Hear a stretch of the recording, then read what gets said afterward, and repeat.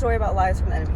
When I was 9 years old, my cousin told me that a gorilla escaped from the zoo here in Texas, and that like everybody should be on the lookout because gorillas are dangerous animals. I was like looking over my shoulder, looking everywhere behind my back, like making sure the gorilla wasn't going to get me. And my family lived out in the country, so I was like, what better place for a gorilla to run than out here with all the trees? Well, during the time that the gorilla was escaped from the zoo, I had I guess like a windstorm, and there was garbage everywhere, like on our street. Well, the next day I go out, my cousin's still talking about the gorilla on the loose. Outside the next morning to go play on the trampoline and stuff, and I went first by myself because everybody was still eating breakfast. And I look across my street, and I promise on my life, there was a gorilla in the tree.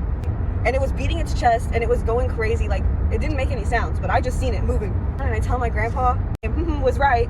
The gorilla's outside. It's on the loose. We're all gonna die. The gorilla's across the street. And I don't know if he believed me or not, but he said, okay, let's go get this gorilla. So he goes outside. Heck, he had, I want to say it was a pickaxe. And he's like, let's go look at this gorilla. And we go outside, and it's a huge, ginormous black trash bag caught in the trees that looks like the shape of a gorilla. And I guess when the wind was blowing still, it looked like, in my brain, that the gorilla was beating its chest trying to get me. Anyway, this is how I found out that I needed to wear glasses. The whole point of the story is sometimes the enemy will send lies to you where you are lacking. So me, I needed glasses, my vision wasn't clear, and my cousin told me the gorilla was on the loose. And I believe since they told me that gorilla was on the loose, that gorilla was coming for me.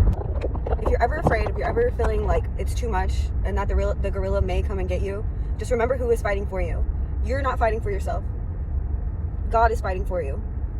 Just like my grandpa was fighting for me with that pickaxe. Even though it wasn't real, even though it was just my bad vision and my imagination, he was still there fighting for me. And never forget that. God's always there.